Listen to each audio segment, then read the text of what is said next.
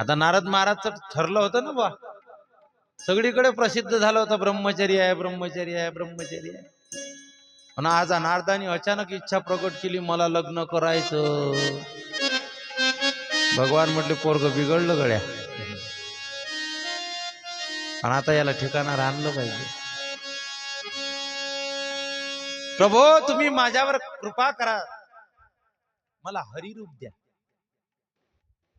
म्हणजे तुमचं जे सुंदर रूप आहे हरिरूप ते मला द्या असं सांगायचं होतं. पण बोलता बोलता मुखातून शब्द निघाला, देवा ज्यात माझं कल्याण आहे ते करा.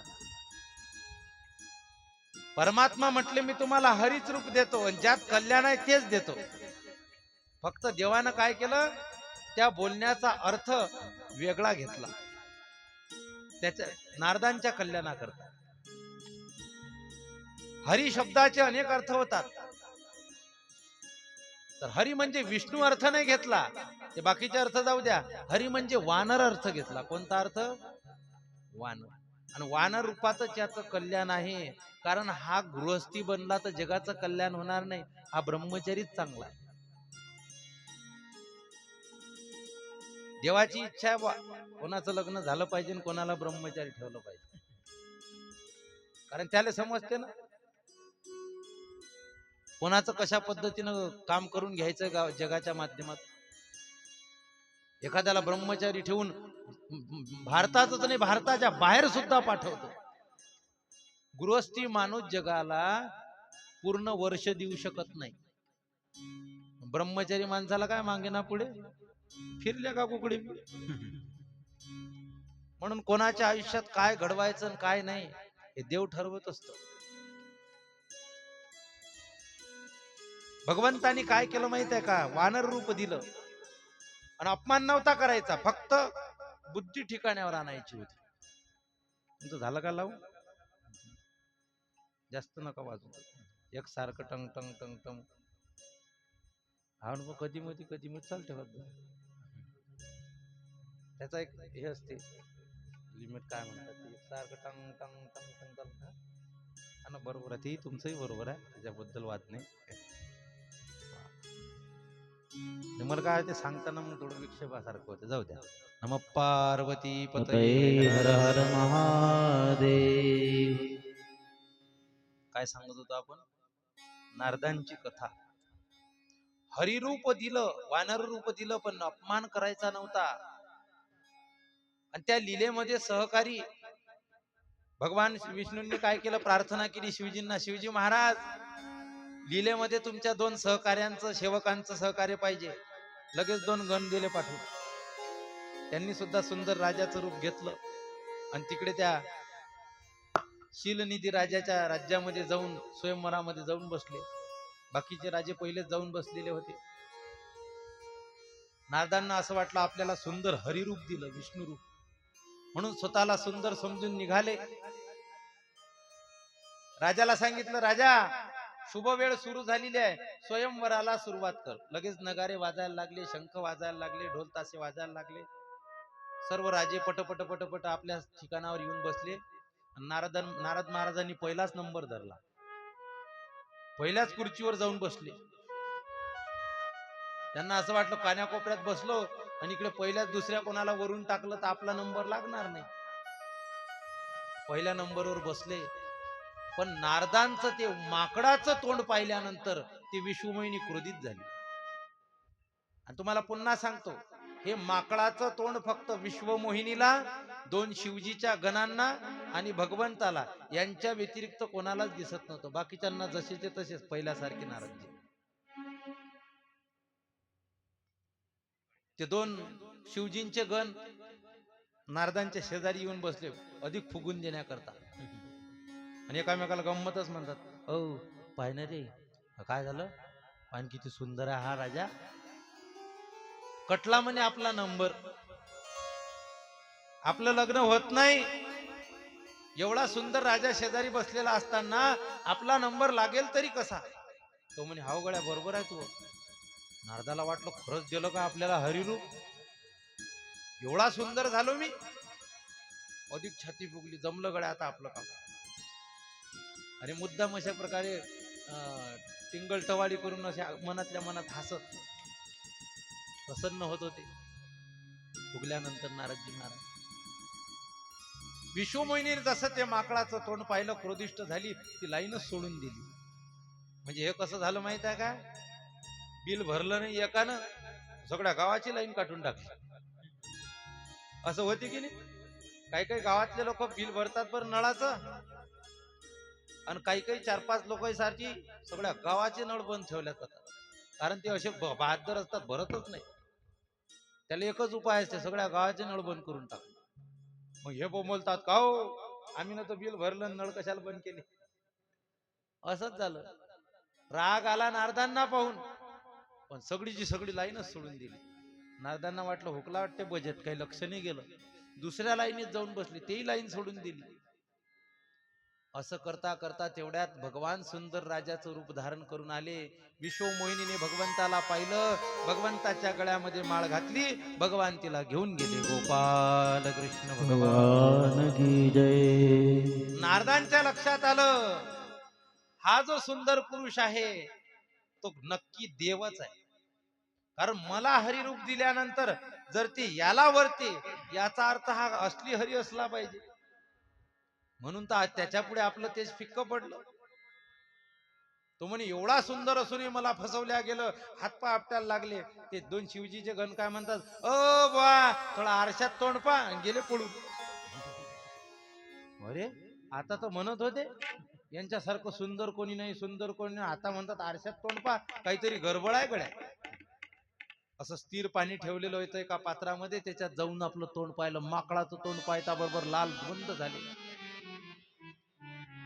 लगेच प्रतिज्ञा केली, ज्याने मला स्त्रीच्या वियोगाने दुःखी केलं त्याला एकतर मी शाप देईल, नाहीतर आत्महत्या करेल. कारण कोण आहेत ते? भगवान आहेत, त्यांची आराधना मी करतो. जर मला माझ्या आराध्य देवतेला शाप द्यावासा वाटला नाही, तर एक तर आत्महत्या तरी करीन, नाहीतर मग शाप तरी देईन. अशा प्रकारे क्रोधाने लालबुंद होऊन त्या नगराच्या बाहेर गेलेत. मुद्दाम त्यांना चिडवण्यासाठी भगवान एका बाजूला लक्ष्मी आणि एका बाजूला विश्वमोहिनी घेऊन आले. आता मला सांगा, ज्याचं होतच नाही त्यानं 2-2 बायका पाहिल्यावर त्याची किती तळपायाची मस्तकात जात. भगवंताच्या 2 पत्न्या जशा पाहिल्या, अरे 1 नंबरचा बदमाश आहे रे तू, तुला काही लाज वाटते? तुझ्याकडे असताना आम्हाला भेटणारी तू दुसरी घेऊन कसा काय गेला? चला बा, ज्याला नाही त्याचा भाग वेगळा आहे, पण तुला पहिले होती ना बायको, असताना सुद्धा ही दुसरी का केली तू? माझं लग्न का होऊ दिलं नाही? नारदजी महाराज अशा प्रकारे देवाला बोलायला लागले, 1 नंबरचा तू कपटी आहे, असा आहे तसा आहे, आणि मला तू स्त्रीच्या वियोगाने दुःखी केलं, तसा तू सुद्धा स्त्रीच्या वियोगाने दुःखी होशील, म्हणून शाप देतो तुला. आणि हाच शाप पुढे राम अवतारामध्ये कारणीभूत ठरला. रामाचा आणि सीतेचा वियोग घडला, आणि सीतेच्या त्या वियोगानं रामजी महाराज दुःखी झाले. वियोग घडला सीतादेवी. कारण आहे महाराज, कर्म असते, देवाला सुद्धा सुटत नाही. नारदानं शाप देऊन टाकला. भगवंताला वाटलं अजूनही काही शाप देऊ नये, त्याच्यापेक्षा आता माया आवरलेली बरी. लगेच ते शिवमाया आवरून घेतली. नारदांची बुद्धी ठिकाण्यावर आली, क्षमा मागायला लागले, महाराज मला क्षमा करा. भगवान म्हणतात, नारदा याच्यात तुझं काहीच चुकलेलं नाही. नाही हो देवा, मी तुमचा एवढा निष्ठावंत भक्त, आणि आज माझ्याच्यानं चूक झाली, मी तुम्हाला शाप दिला, प्रभू मला क्षमा करा. भगवान म्हणतात, अरे तुला हेच सांगायचं आहे की तुझं आणि माझं याच्यात काहीच चालत नाही. जे चालते त्या सांब सदाशिवाचं चालते, त्या परमात्म्याचं चालते. अरे त्याच्याच इच्छेनं तू कामाला जिंकलं होतं, त्याच्याच इच्छेनं तू गर्वित झाला, त्याच्याच इच्छेनं हे माया मी रचली, आणि त्याच्याच इच्छेनं आता तू निर्मोही अशा प्रकारे झाला, काम रहित अशा प्रकारे झाला. खूप समजून सांगितलं तरी नारदजी महाराज ऐकायला तयार नव्हते. तेव्हा भगवान म्हणतात, अरे हे सगळी शिवमाया आहे. मोठ्या मोठ्या जीवांना सुद्धा ती मोहित अशा प्रकारे करते, आम्हाला सुद्धा मोहित करते शिवमाया. मग म्हटलं या शिवमायेतून मुक्त व्हायचं असेल तर काय करावं लागेल? म्हणे त्यासाठी शिवतत्वाला जाणावं लागेल. मग कशी असते शिवमाया, काय असते? अनेक प्रकारे विचारलं. भगवान म्हटले, गड्या मी तुला काही एवढं समजून सांगू शकत नाही. तुला जर अज्ञानातून मुक्त व्हायचं असेल, शिवतत्वाबद्दल जाणून घ्यायचं असेल, तू एक काम कर, तुझ्या बापाकडे, ब्रह्मदेवाकडे. ब्रह्मदेव तुला समजून सांगतो. अशा प्रकारे त्यांनी नमस्कार केला आणि ब्रह्मदेवाकडे निघून गेले. जे 2 शिवगण आले होते की नाही, त्यांनाही शाप दिला होता, तुम्ही राक्षस व्हाल म्हणून. ते 3 जन्मासाठी राक्षस झाले. भगवंतानी प्रत्येक अवतारामध्ये त्यांना मारून अशा प्रकारे त्यांना आपल्या मूळ स्वरूपाला पाठवलं.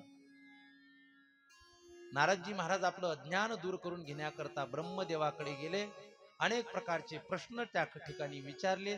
ते कोणते आणि कसे ते आपण बघू. भगवंताचं भजन करूया. हरी जय राधा माधव, जय कुंज विहारी, जय राधा माधव, जय कुंज विहारी, जय राधा माधव, जय कुंज विहारी. टाळी वाजवा सर्वांनी. जय राधा माधव, जय कुंज विहारी, जय गोपी जन वल्लभ, जय गिरिवरधारी.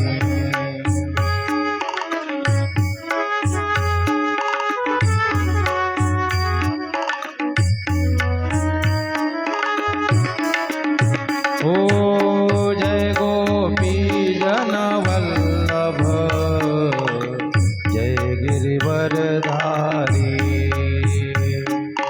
जय गोपी वल्लभ, जय कुंज विहारी, जय राधा माधव, जय कुंज विहारी.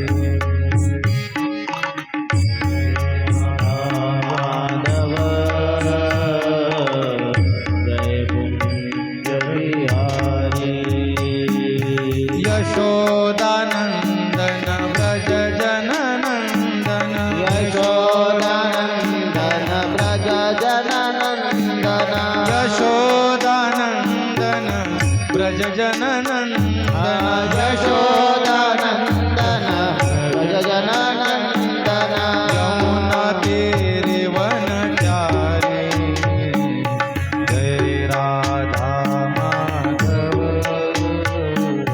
जय कुंज विहारी. जय राधा माधव, जय कुंज विहारी. हरे कृष्णा कृष्णा कृष्णा हरे हरे, हरे राम राम राम हरे हरे, हरे कृष्णा कृष्णा कृष्णा हरे हरे, हरे राम राम हरे हरे, हरे कृष्णा कृष्णा कृष्णा हरे हरे, हरे राम राम राम हरे हरे, हरे कृष्णा कृष्णा कृष्णा हरे हरे, हरे राम राम राम हरे हरे, हरे कृष्णा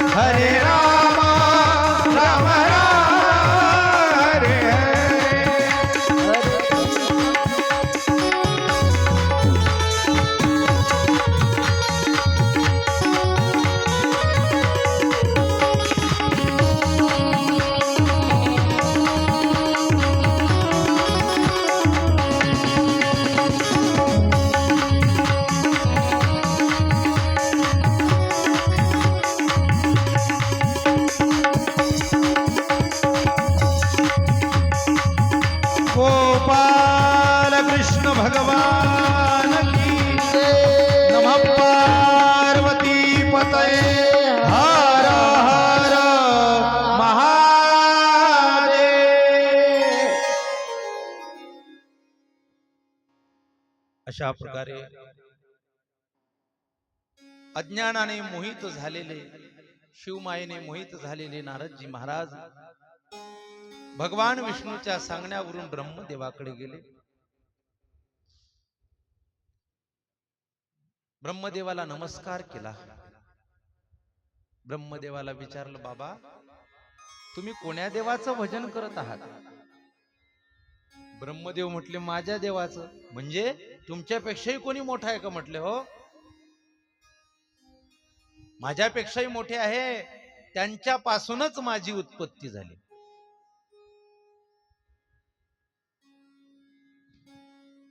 मग म्हटले, कशा प्रकारे तुम्ही उत्पन्न झालात, कुणापासून झालात, कसे झालात, या सगळ्या सृष्टीचं वर्णन, त्या शिवतत्वाचं, परमात्म तत्वाचं वर्णन मला सांगा.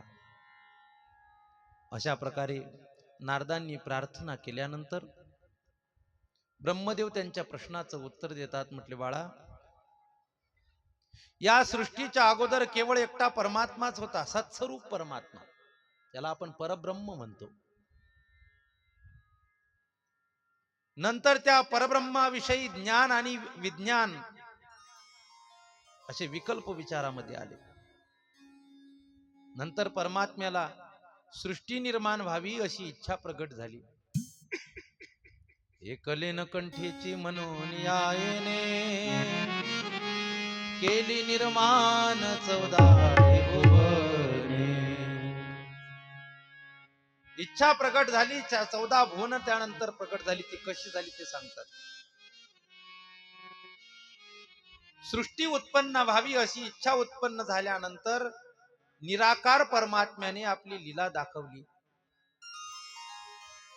मूर्ती रूपाने संसाराची, या विश्वाची निर्मिती केली. तो विश्वही तो परमात्माच बनला. संपूर्ण चराचरामध्ये व्यापलेलं परब्रह्म हेच शिवतत्व आहे. तेच निर्गुण निराकार अशा प्रकारे. तोच निर्गुण निराकार परमात्मा सगुण साकार होऊन आला. जेव्हा सृष्टी उत्पन्न केली तेव्हा अनेक रूप त्यानं धारण केली, अनेक नावं त्यानं धारण केली. अगोदर काहीच नव्हतं. हे जे निर्माण केलं कशापासून केलं? म्हणे तोच झाला सगळं. ओम पूर्णमदः पूर्णमिदं पूर्णात् पूर्णमुदच्यते पूर्णस्य पूर्णमादाय पूर्णमेवावशिष्यते. तो पूर्ण परब्रह्म परमात्माच जगत रूपाने परिणित झाला. जगत रूपाने त्याच्यामध्ये वास्तव्य करतो आणि संहार झाल्यानंतर आपल्यामध्ये विलीन करून तो एकटाच शिल्लक राहतो. शंकर, सदाशिव, शिव, शंभू, महेश्वर अनेक नावानं तो प्रकट झाला आणि जगताचं सृजन त्यांनी केलं, कार्य त्यांनी केलं. तो परमात्मा 5 मुखवाला झाला, 3 नेत्रवाला झाला, 10 हातवाला झाला, त्रिशूलधारी. आणि वर्ण त्याचं स्वरूप कसं? कर्पूर गौरम करुणावतारम संसार सारम भुजगेंद्रहारम सदा वसंतम हृदयारविंदे भवं भवानी सहितं. कर्पूर गौरम. कापूर कसा असतो? काळ्याशार. आमच्या गावात काळा भेटते कापूर, तुमच्या गावात कसा भेटते? बोला पटकन सांगा ना बाय. हो, त्या खटक्याकडे काल पाहता तिथं त्याचं काम करतात. इकडे सांगा कसा आहे कापूर तुमच्या गावात? पांढरा पटकन सफेद एकदम. तसे परमात्मा कर्पूर गौर आहे. अंग कांती सर्व कर्पूर गौरासारखी आहे. सर्वांगावर भस्म लावलेला आहे. असं त्यांचं ते सगुण स्वरूप, कालरूपी स्वरूप परमात्म्याने अशा प्रकारे धारण केलं. आणि आपल्याला स्वतःला राहण्याकरता एक शिवलोक नावाचं ठिकाण निर्माण केलं. आणि त्या ठिकाणाला अनेक नावं दिली. एक नाव दिलं अविमुक्त. काय ठिकाण दिलं? अविमुक्त. अजून एक नाव दिलं त्याला आनंदवन. अविमुक्त म्हणजे त्या ठिकाणी कसल्याच प्रकारचं टेन्शन नाही, कायम आनंदच आहे, सुखच आहे. असं ते क्षेत्र निर्माण केलं. त्याचं नाव आहे काशी. काय? ते अगोदर निर्माण केलेलं शिवलोक वेगळं पण या भूलोकावरलं शिवलोक कोणतं असेल तर ते आहे काशीधाम. त्याला आनंदवन हे जुनं नाव आहे. स्तोत्रामध्ये काशी हे नाव थोडं कमी येते, आनंदवन जास्त येते. अविमुक्त, आनंदवन, काशी, वाराणसी अनेक नाव त्या ठिकाणाला. शिवशक्ती त्या ठिकाणी नित्य अशा प्रकारे निवास करतात. म्हणून व्यक्तीने आनंदाकरता, सुखप्राप्ती करता, मोक्ष प्राप्ती करता काशीला गेलं पाहिजे. त्या ठिकाणी स्नान संध्यादी कर्म केलं पाहिजे आणि शक्य झालं तर मेलं पाहिजे. काय केलं पाहिजे? लोक म्हणतील हा बुवा आमच्या मरणावरच टेकला हुआ. अजे खरं आहे ते सांगत असतो बुवा, एखाद्याला लागत असेल मी काय करू. काशी मरणान्मुक्ती हे तुम्ही ऐकलं असेल की नाही? काशी मध्ये मेल्यानं मुक्ती भेटत असते.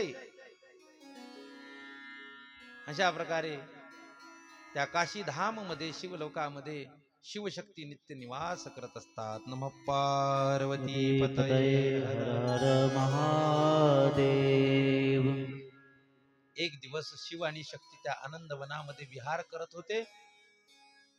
तेव्हा त्यांच्या मनामध्ये असा विचार आला की आपण एक वीर पुरुष उत्पन्न केला पाहिजे आणि त्याच्यावर या सृष्टीचं पालन करण्याचं दायित्व सोपवलं पाहिजे.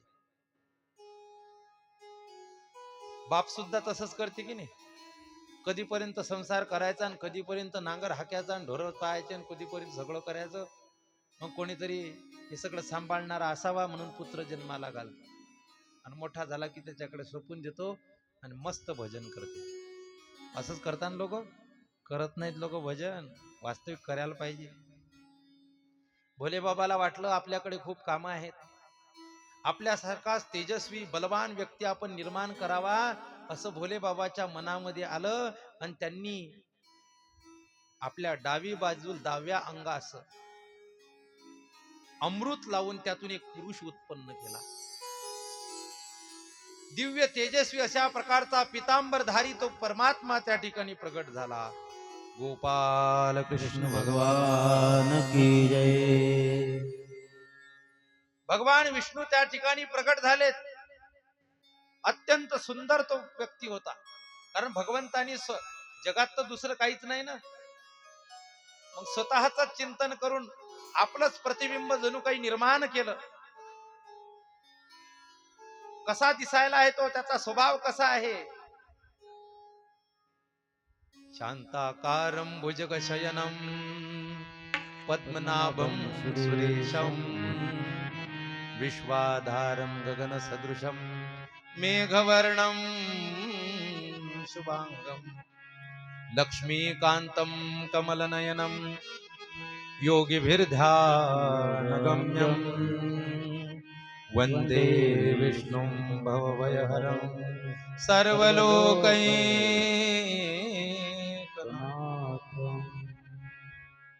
सुंदर आहे, शांत आहे, सत्वगुणी आहे, गंभीर श्यामकांती कमळासारखे नेत्र आहेत, पितांबरधारी अजिंक्य असा तेजस्वी पुरुष तो होता.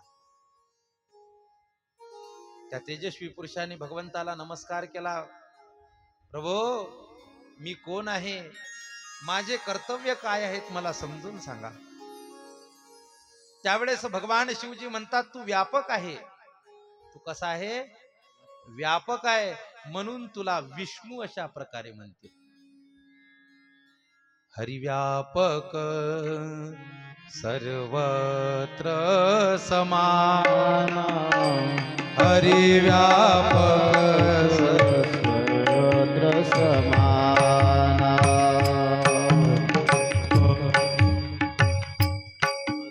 समान हरिव्यापक सर्वत्र समान, हरिव्यापक सर्वत्र समान, हरिव्यापक सर्वत्र समान.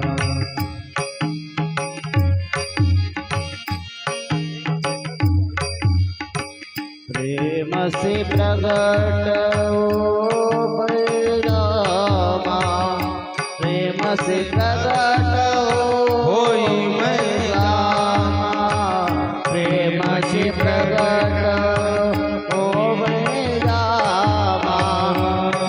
से प्रगट होई मैं रामा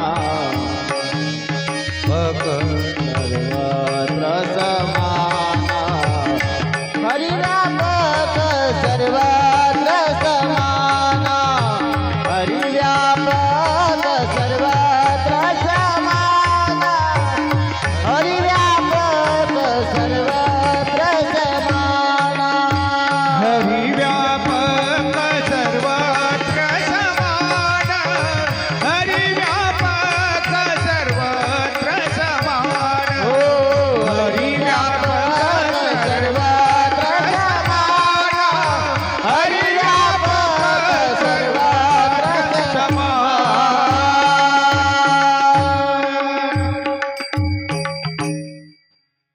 किंवा विठ्ठल जडी स्थळी भरला रीता ठाव नाही भरला.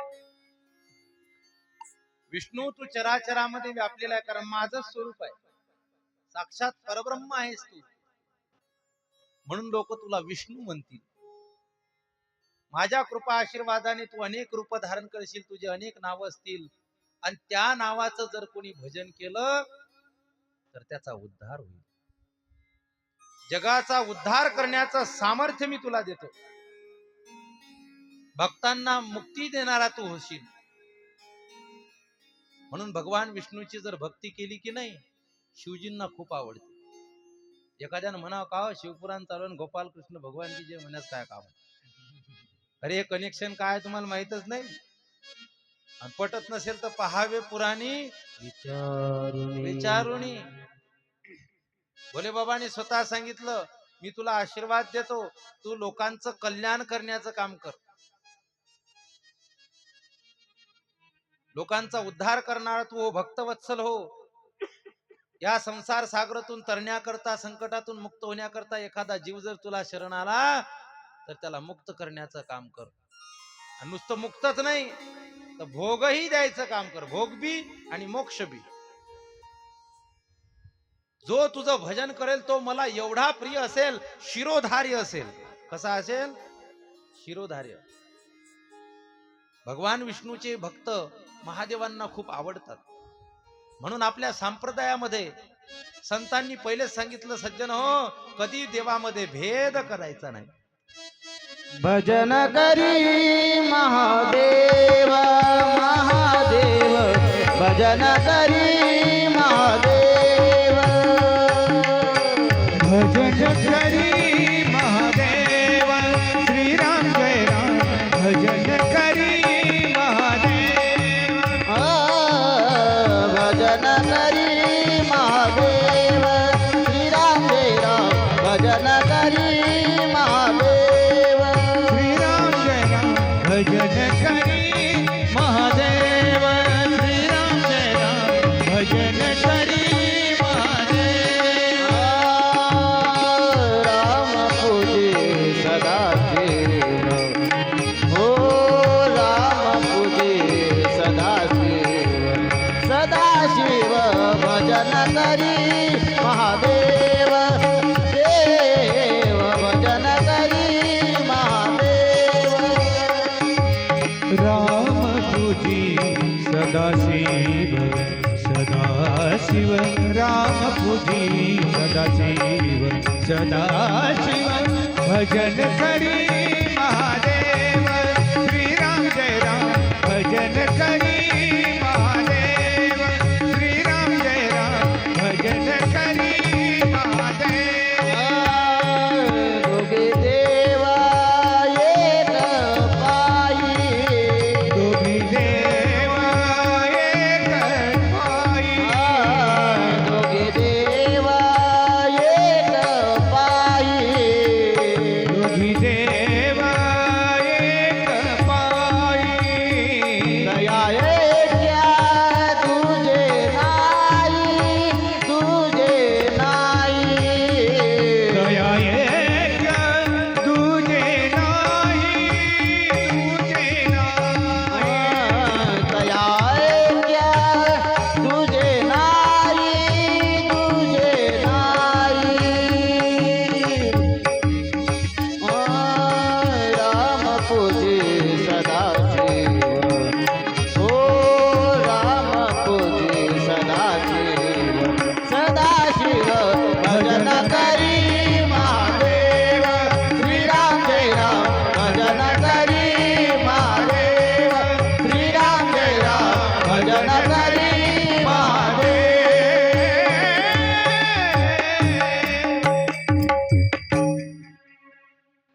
साक्षात भोले बाबा सुद्धा भगवान विष्णूचं भजन करतात आणि हा आशीर्वाद याच वेळेस दिला.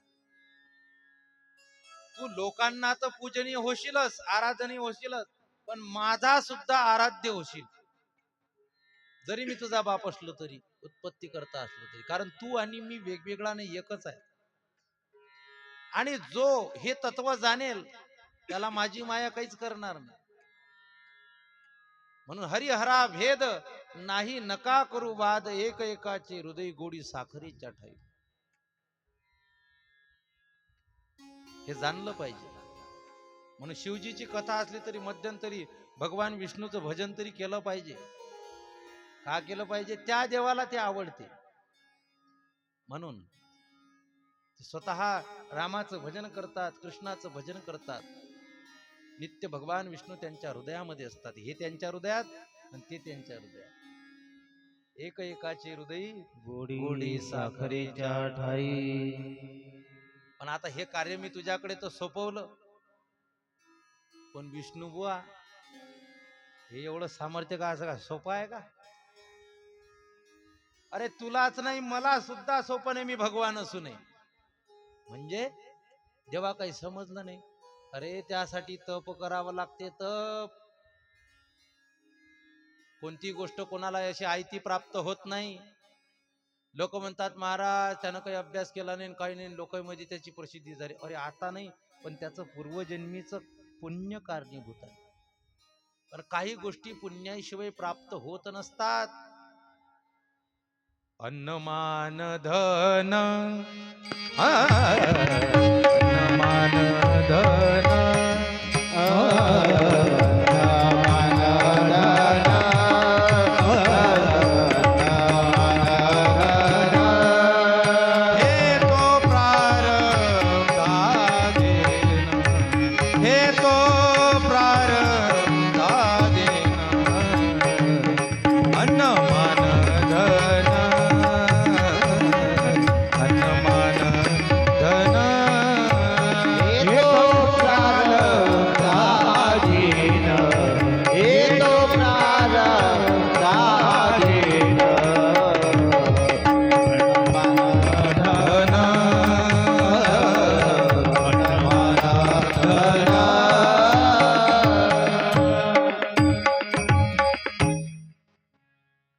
आपल्याला जे अन्न मिळते ते आपल्या कर्म धर्म संयोगानं मिळते.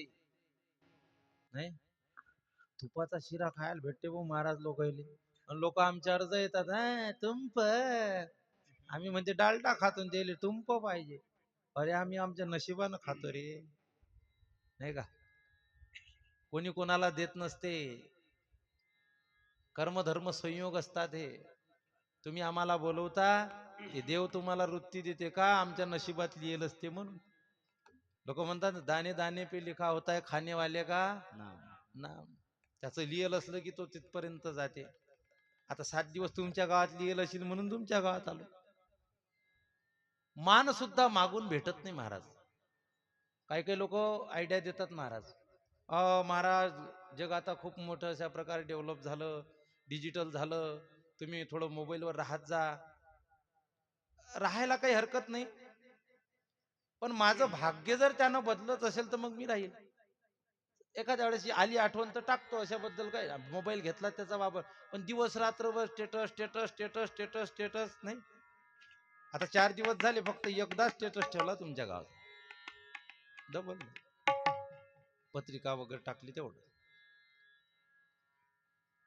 मी कोणाच्या ठेवण्यावर मी विरोध करत नाही बरं का. फक्त मला भाग्य सांगायचं आहे की काही लोकांची धारणा अशी आहे की आपण जर लोकांमध्ये अशा प्रकारे काही प्रचार प्रसार केला तर आपण प्रसिद्ध होऊ. ही चुकीची भावना आहे. लय लोक प्रसिद्धीसाठी मागे पुढे करतायत ना महाराज. किती लोक भिडलेले असतात, हजारो लाखो. पण तोच प्रसिद्धीला येतो ज्याच्या भाग्यामध्ये आहे. उदाहरण देतो तुम्हाला. दोघं सख्खे भाऊ असतात, याच्याजवळही तेवढीच शेती आहे, भावाजवळही तेवढीच शेती आहे, पण एक स्वतःच्या भाग्याच्या आणि कष्टाच्या बळावर मोठा होतो आणि एक तिथल्या तिथंच राहतो.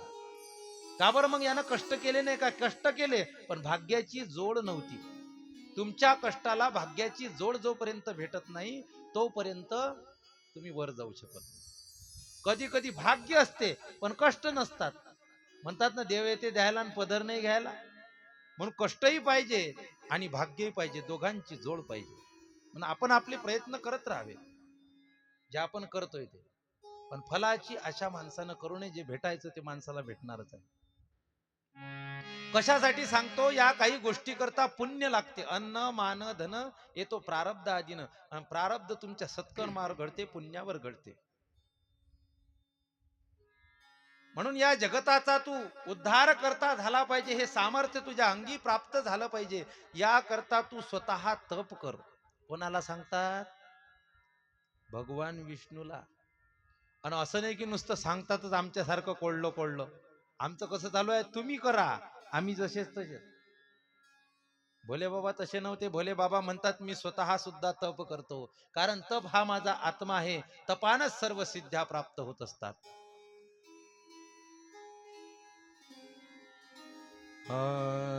तपे विन दैवत दिदल्या विन प्राप्त, गुजे विन हित कोण सांगे, गुजे विन हित कोण सांगे, गुजे विन हित कोण सांगे. तपे विन दैवत दिदल्या विन प्राप्त, गुजे विन हित कोण सांगे, गुजे विन हित कोण सांगे, तुझ विना हित कोण सांगे. हरी मुखे म्हणा, हरी मुखे म्हणा, हो मुखे म्हणा, हरी मुखे म्हणा, हरी मुखे म्हणा, हरी मुखे म्हणा, हरी मुखे म्हणा, हरी मुखे म्हणा, हरी मुखे म्हणा, हरी मुखे म्हणा, पुण्याची गणना कोण करे, पुण्याची गणना कोण करे, पुण्याची गणना कोण करे.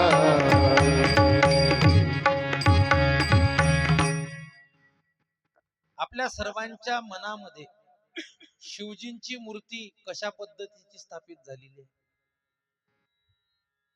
मी काय बोलतो? ध्यान आहे ना तुमचं? काय बोलतो? शिवजींची छबी कशा पद्धतीने आपल्या मनामध्ये आहे ते सांगा मला अगोदर. शिवजी एका दगडावर बसेल आहेत, असे ध्यान मुद्रा लावलेली आहे, डोळे बंद आहे, ध्यान करतात. मग मला सांगा, ते देवादी देव आहे, ध्यान कोणाचं करतात? बायकोचं? आत्मस्वरूपाचं चिंतन करतात. म्हणजे स्वतः परमात्मा असूनही आत्मचिंतन करतात. आणि भगवान विष्णूलाही सांगतात की जसं मी तप करतो तसं तू सुद्धा कर, कारण माझ्या सुद्धा अंगी जे सामर्थ्य आलं ते तपानच आलं, म्हणून तुझे सुद्धा कार्य तपानच सिद्ध होते. आणि आपल्याला सगळं ऐकतं पाहिजे, कसं काय भेटीनो? म्हणून तपे विन दैवत दिदल्या विन प्राप्त, गुजे विन हित कोण सांगे. तपाचे सामर्थ्य तपिन्नला अमुप, चिरंजीवी कल्प वैकुंठ नांदे. तो चिरंजीव पदाला सुद्धा प्राप्त होऊ शकतो आणि वैकुंठालाही जाऊ शकतो, पण बिना तपाचा नाही. देरे हरी पलंगावरी जमत नाही. त्यासाठी तप करावं लागते, साधना करावी लागते. भगवान शिवजींनी तपाबद्दल अशा प्रकारे समजून सांगितलं. श्वास मार्गाच्या माध्यमातून त्याला वेदाचं ज्ञान दिलं. जगाच्या कल्याणासाठी संपूर्ण वेदाचं ज्ञान श्रीहरी परमात्म्याला दिलं. ते ज्ञान मिळवल्यानंतर, सर्व शक्त्या मिळवल्यानंतर श्रीहरी परमात्म्याने शिवजींना नमस्कार केला आणि आपल्या गुरुदेवाला नमस्कार करून 12,000 दिव्य वर्ष तप केलं. दिव्य वर्ष समजले का तुम्हाला? हे आपले वर्ष नाही घ्यायचे, ब्रह्मदेवाचंही वर्ष नाही घ्यायचं. आपलं 1 वर्ष तर ब्रह्मदेवाचा एक दिवस, ब्रह्मदेवाचं 1 वर्ष तर भगवान विष्णूचा 1 दिवस. मग आता त्याच्या वयानुसार धरा आपण, मग किती होते ते. आणि असं 12,000 दिव्य वर्षापर्यंत तप केलं, पण भगवान शिवाचं दर्शन त्यांना झालं नाही. अजून त्यांनी पुन्हा तीव्र तप केलं आणि त्या तीव्र तपामुळे त्यांना ब्रह्म साक्षात्कार झाला. शिवतत्वाच्या त्या अनुभूतीने शिवजी प्रसन्न झाले. त्यावेळी भगवान विष्णूंनी जे तप केलं की नाही, त्या तपाच्या परिश्रमाने सर्व अंगाला घाम आला होता. ज्यावेळेस माणूस परिश्रम करतो की नाही, अंगाला घाम येतो. अरे कडक थंडी असते, थंडीमध्ये तुम्ही कथा करा, हे तबला वाजवणारे लोक म्हणजे घामाझोकल होतात. लोक अंगावर घेऊन येतात आणि त्यांना अंगारला काढून टाकावं लागते, पिळावं लागते ते शर्ट. कशामुळे? परिश्रमामुळे घाम येतो, घाम वाहतो. आणि त्या तपाच्या परिश्रमामुळे भगवान विष्णूच्या अंगातून घामाच्या धारा वाहायला लागल्या आणि त्यांचं तप चालूच. त्या धारांमुळे एक भलं मोठं सरोवर तयार झालं पाण्याचं. आणि त्या अथांग पाण्यामध्ये राहूनच भगवान विष्णूंनी अनेक काळपर्यंत तप केलं. स्वतःच्याच अंगापासून निर्माण झालेलं ते पाणी होतं. म्हणून भगवान विष्णूंना नारायण हे नाव पडलं. नारायण नाव पडण्याचं कारण काय? नार म्हणजे जल, अयन म्हणजे ठिकाण. जलालाच आपलं ठिकाण बनवून त्यामध्ये तप केल्यामुळे त्यांना नारायण म्हणतात. बोल नारायण भगवान की जय. अशा प्रकारे परमात्म्याच्या तपावर भगवान शिव प्रसन्न झाले. आणि यानंतर मग त्या नारायणाला सृष्टी उत्पन्न करण्याची आज्ञा केलेली आहे. त्या नारायण भगवंताने सर्वात अगोदर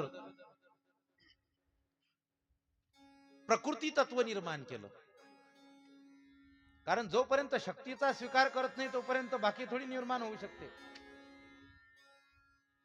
लग्न करत नाही तोपर्यंत मुलं उत्पन्न होत नाही. म्हणून त्या परमात्म्याने आपलीच शक्ती असलेली जी प्रकृती आहे त्या प्रकृतीचा स्वीकार केला. भागवतात वर्णन आहे, कालम कर्म स्वभावम च मायेशो मायया स्वया आत्मन यदृच्छया प्राप्तम विभूभूषूरुपाददे. काल कर्म आणि स्वभावानुसार त्या परमात्म्याने आपलीच शक्ती असलेल्या मायेचा स्वीकार केला. त्या मायेपासून महत्त्व निर्माण केलं. त्यापासून 3 गुण निर्माण झाले, सत्व रज आणि तम. अर्थात ती माया त्रिगुणात्मिका झाली. अहंकारापासून तन्मात्रा, तन्मात्रापासून पंचमहाभूत, त्यांच्यापासून ज्ञानेंद्रिय कर्मेंद्रिय उत्पन्न झाली. आणि या सर्व तत्वांमध्ये परमपुरुष विष्णूंना सोडून जे जे काही तत्व असतील ते सर्व माया तत्व, प्रकृती तत्व अशा प्रकारे मानले गेलेले आहे. 24 तत्वाचं ते अंड त्या परमात्म्याने अशा प्रकारे निर्माण केलं. आणि अशा प्रकारे ते 24 तत्वांनी युक्त असलेलं ते ब्रह्मांड म्हणजेच परमात्म्याचं विराट स्वरूप. कोणतं स्वरूप? स्थूल सृष्टैव विराट इत्युच्यते परः. त्या सूक्ष्म तत्वांनी युक्त असलेलं, 24 तत्वांनी युक्त असलेलं ते ब्रह्मांड म्हणजेच भगवंताचं विराट स्वरूप. त्या विराट भगवंताच्या नाभी कमलापासून ब्रह्मदेव म्हणतात माझी उत्पत्ती झाली.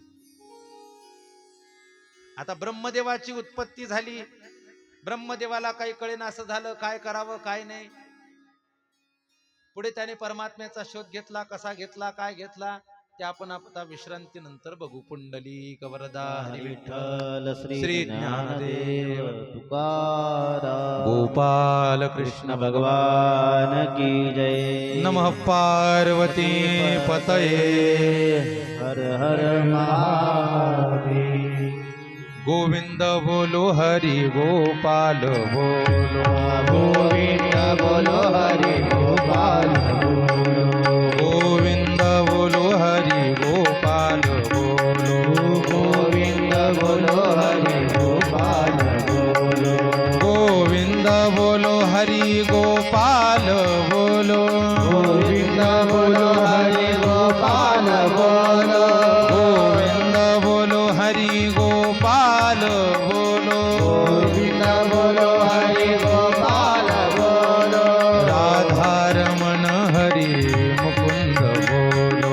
राधारमण हरि मुकुंद बोलो. ओ गोविंद बोलो हरि गोपाल बोलो. गोविंद बोलो हरि गोपाल बोलो. गोविंद बोलो हरि गोपाल बोलो. गोविंद बोलो हरि गोपाल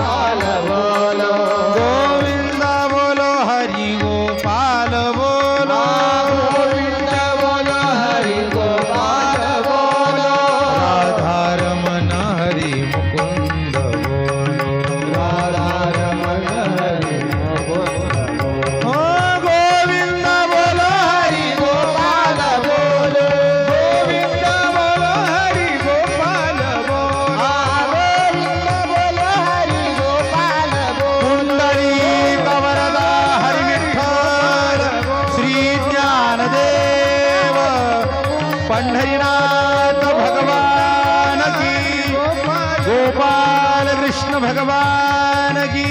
नमः पार्वती पतये हर